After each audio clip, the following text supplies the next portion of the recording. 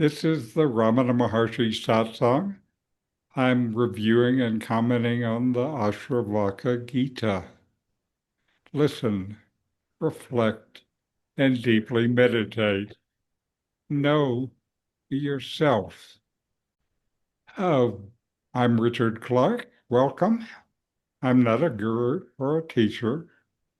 Ramana's teachings of non-duality is deep and profound, and I want to share it. Today I'm reading from and commenting on the Ashtavakra Gita, an important text of Advaita. Today, chapter 18, verses 57 to 60. And Ashtavakra is talking in this chapter about the peace of a sage. The belief in duty creates a relative world for its performance. The wise one knows himself to be formless, timeless, all-pervasive, immaculate, and thus transcends duty and world. Even doing nothing, the dull one is anxious and distracted. Even amidst great action, the wise one remains still. Even in practical life, the wise one remains happy, happy to sit, happy to sleep, happy to move about, happy to speak, happy to eat. Because he knows self, the wise one is not disrupted by practical life. He is deep and still, like a vast lake. He is not like ordinary people. His sorrows have vanished. So let's go through each verse and look within ourselves to experience it. 1857. The belief in duty creates a relative world for its performance. The wise one knows himself to be formless, timeless, all-pervasive, immaculate, and thus transcends duty and world. This verse points to a shift in identity from the body-mind to the self. When you believe you are a doer, you bind yourself to a world filled with obligations and consequences. But when you know yourself to be beyond form and time, then action loses its binding nature. You stop living from habit or duty or responsibility and instead move from a place of stillness and clarity. You are not withdrawing from life. You are seeing through the illusion that you're the one who acts.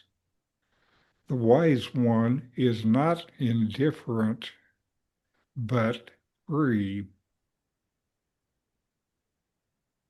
Ashtavakra calls you to question the very foundation of your identity.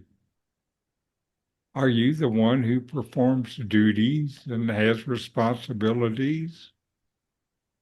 Or are you the silent presence in which all duties and actions appear and disappear? The more you think you must fulfill any role, the more you stay caught in a web of conditions.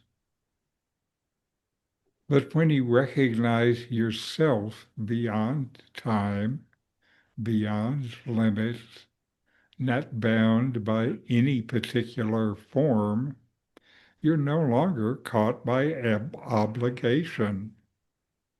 You still may act, caring for others, earning a living, helping where you can, but you act without personal weight or inner tension. Actions flow through as they will. This verse frees you from the pressure of being someone who must keep the world in order.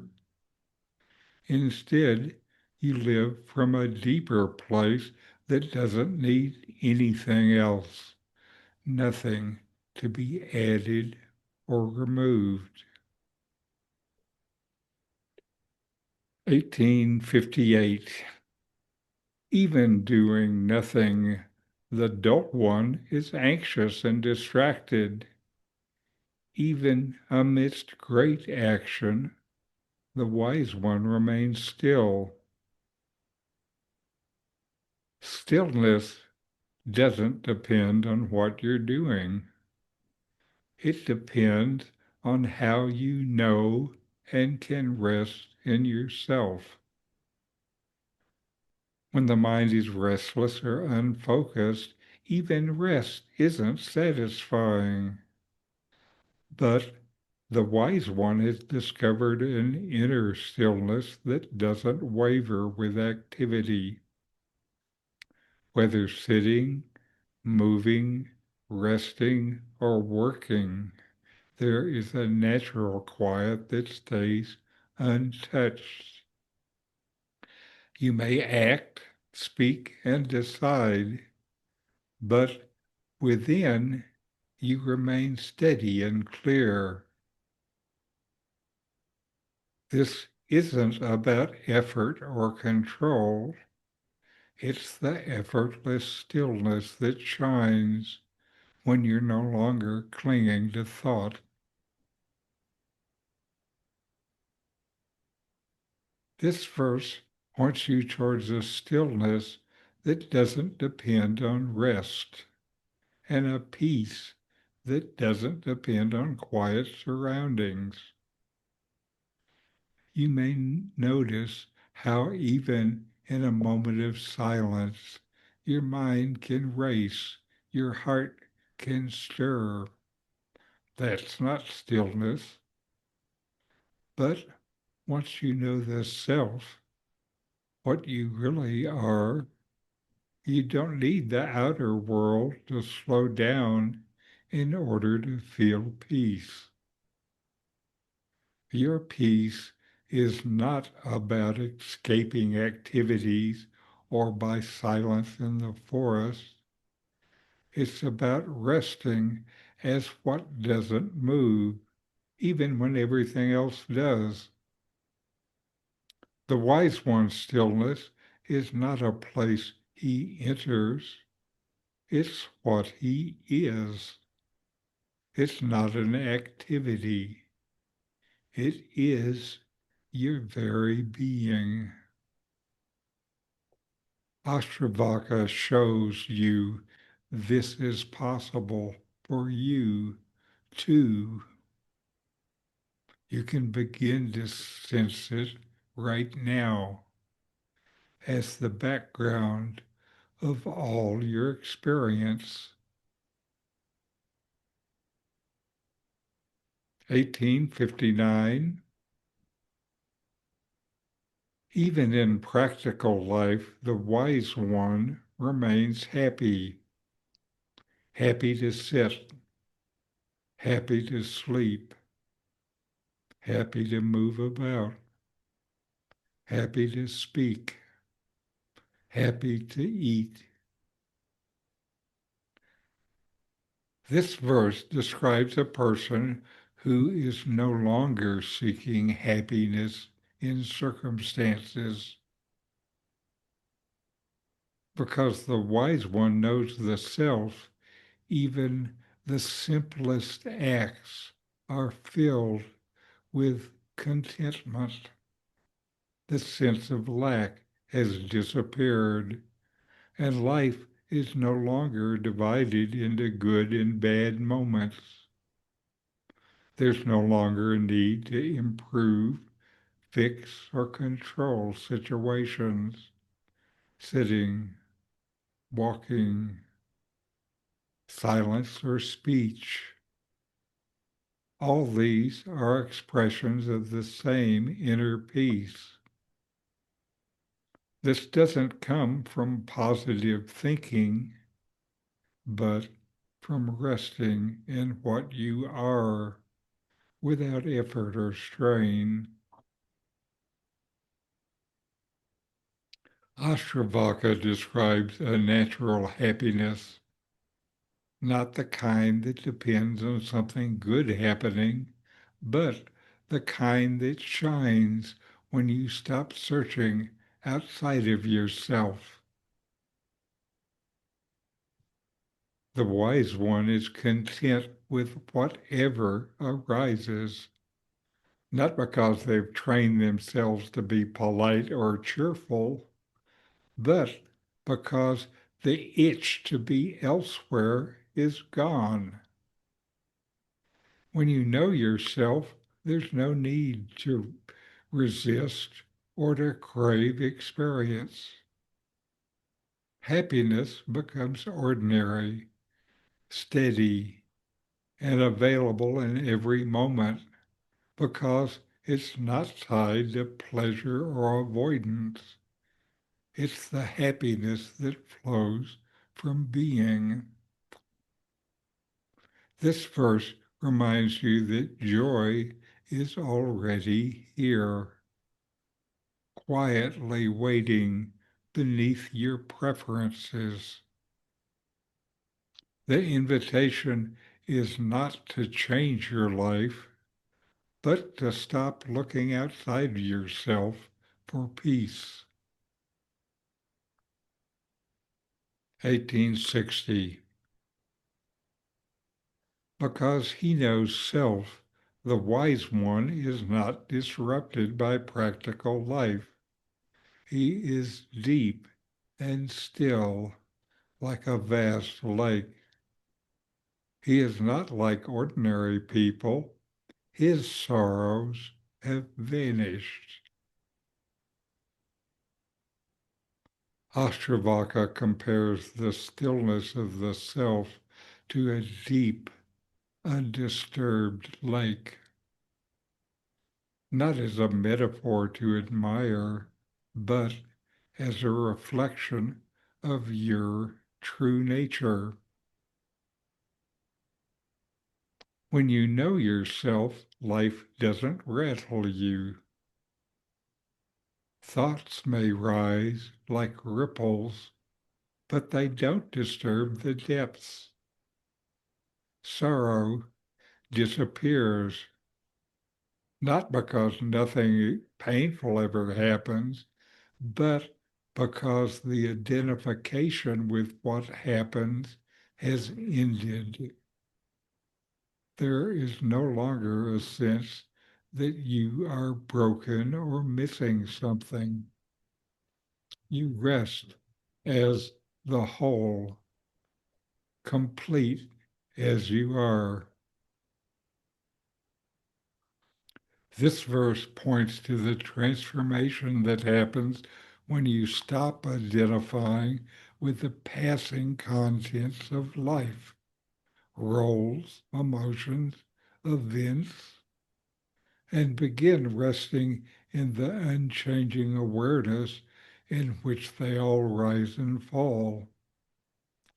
Life still happens, but you are no longer disturbed.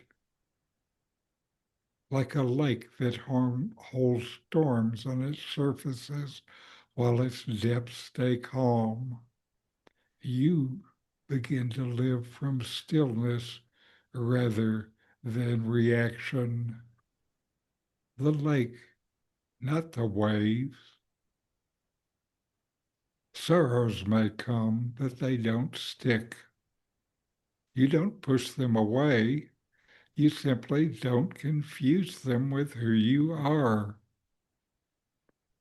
The wise one is different from ordinary people, not in behavior, but in inner clarity. Clarity that there is nothing to gain or to lose. That same clarity is possible for you. This verse is a quiet call to return to the place within yourself that has never been shaken, never been harmed.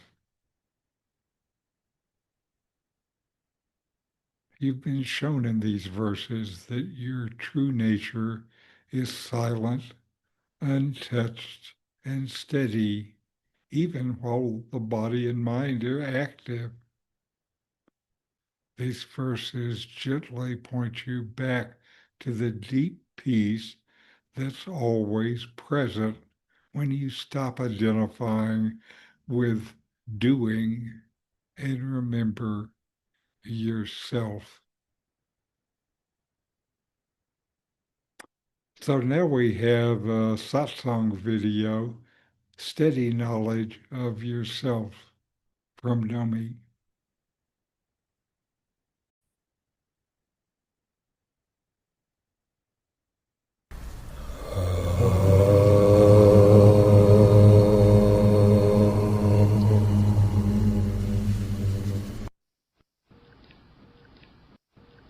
The indestructibility of the knowledge of truth lies in our identity with it. The truth, which is being, existence itself, is innately imperishable. It is unborn or uncreated, and it never comes to an end. Our identity with that is the essential knowledge. When I say our identity, I mean it only loosely. For there is no our or multiplicity in the real self. Multiplicity is only imagined, a product of delusion, while existence itself is indivisible. If there is ignorance prevailing regarding that existence, the real self, then we may imagine the very same thing as many. If we are more spiritually inclined, we will think of one being in the many. If we take a still higher view, we will think of many in the one. But if we know ourselves as we are, it is indivisible. Just one self, one existence, which is simultaneously of the nature of perfect bliss and consciousness. The knowledge of identity, of what we are, is what is essential. So the Maharshi's instruction is consistently one of self-knowledge. And the advice for spiritual practice is to deeply inquire as to, within yourself, who am I?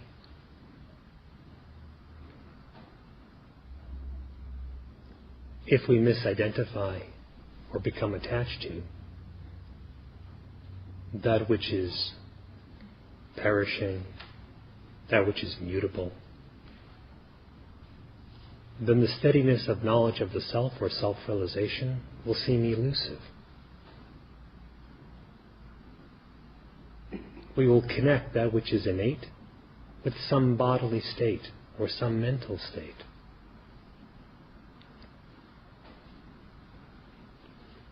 But if we know ourselves as we are, beyond what is changeful, transcendent over definition by the body, by the mind, or even as an individual entity or ego, then we find the realization, the knowledge of truth, innately steady.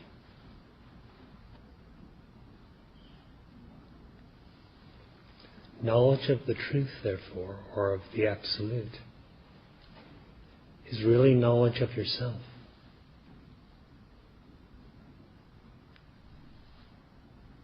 How could one not know himself? Is there some distance, some chasm between yourself and yourself?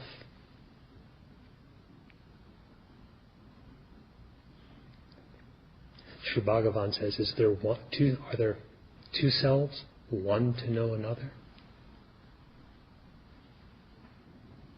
Again he says, I know myself, I do not know myself. Both statements are a matter for laughter.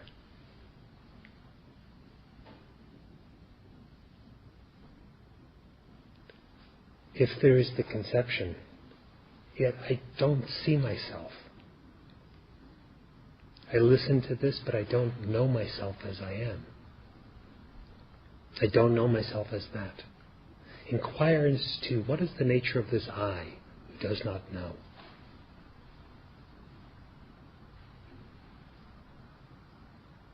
Is that I a body?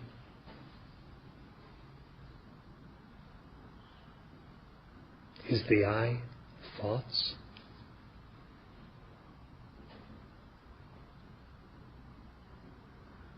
Who is it that it says, I experience or I know a body, my thoughts, the world, and such?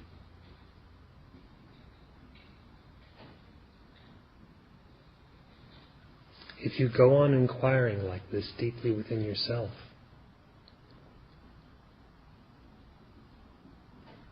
the misidentification with what is unreal ceases.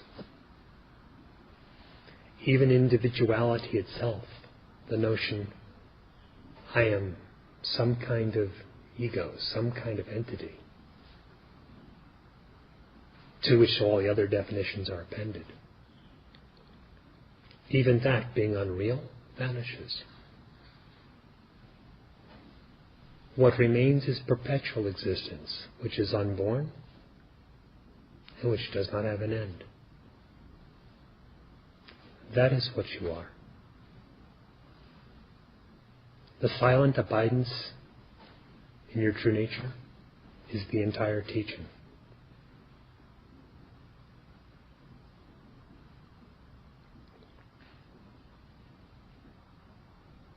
All other explanations are merely auxiliary argument.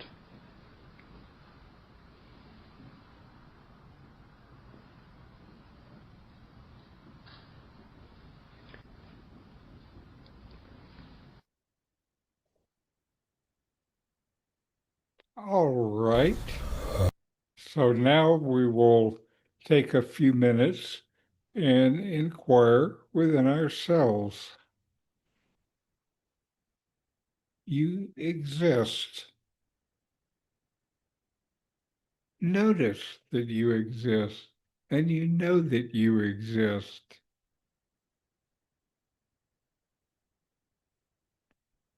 I like to start inquiry this way because existence is always real. And starting your inquiry with reality is a great place to start. So now inquire, who is the one that feels compelled to act out of duty or responsibility?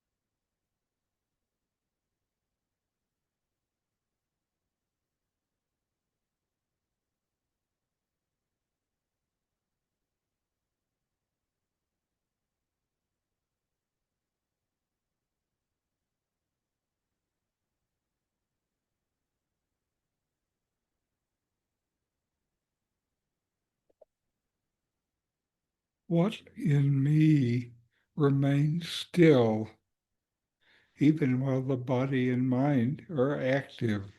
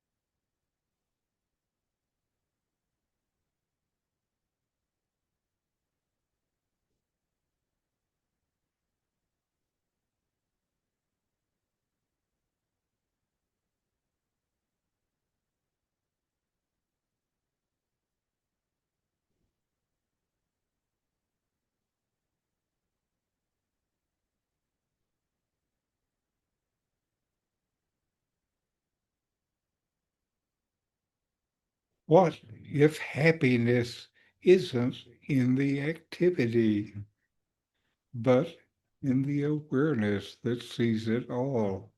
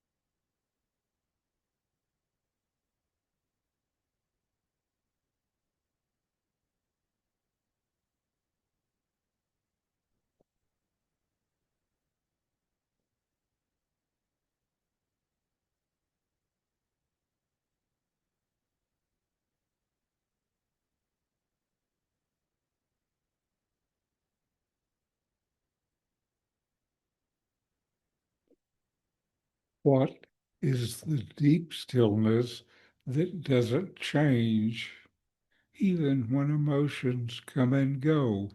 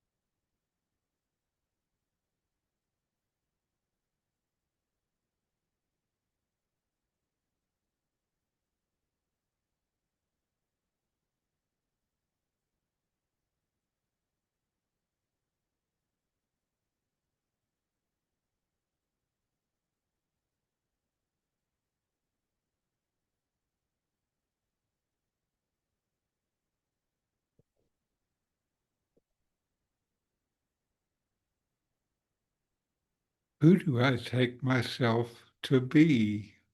And who am I?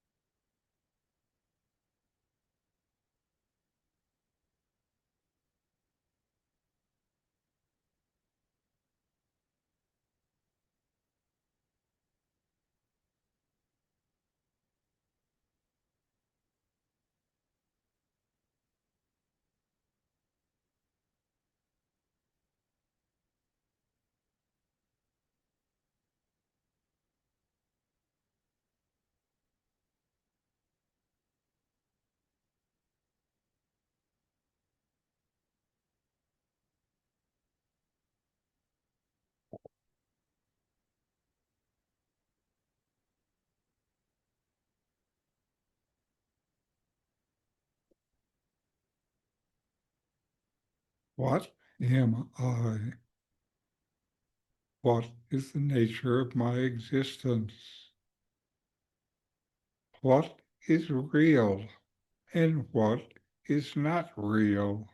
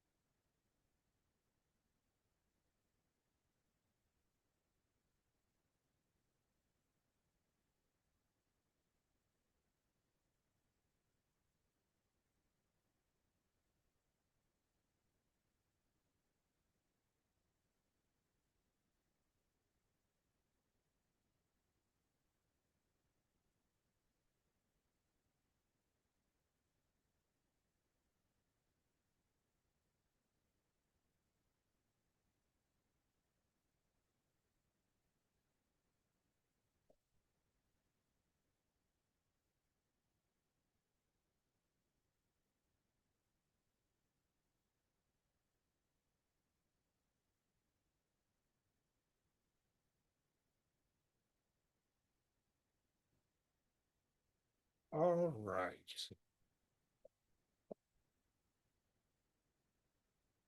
And we'll close with a chant. Om.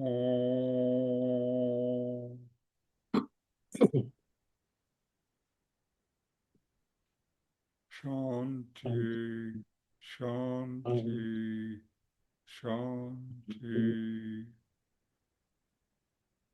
Om. Peace, Peace. peace, Peace. peace.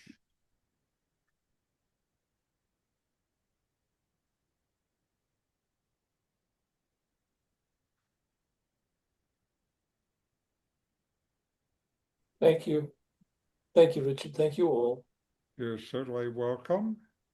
Any comments? Where did you get your commentary from? Was it you? The which from? The commentary on the Ashtavakra. Oh, I wrote it. You wrote it. Yes, Beautiful. Thank you. Thank that you. is You part should of be. my seva. And Are for you me, recording these? that it makes these sessions, very useful because what I do to get here. Yeah, yeah. I mean, when I had to write sermons every Sunday, I'd spend hours just contemplating, sitting with the questions that I was asking. And it really adds depth to when you finally give the presentation. I just want to thank you for the effort you put into that. It's really quite amazing. Uh-huh. Thank you. Well, again, that a great way to learn about something is to try to teach it to someone else. Amen. Amen. So true. Thank you. Thank you, Richard. Well, thank you, Richard, and Thank glad you. to, Really glad to see wonderful, you. and in what the Ashtavakra was sending a message of, we know who we are, and yet to play like an actor, a good actor that's acting a part, and he knows that he's not that part, but he knows who he is.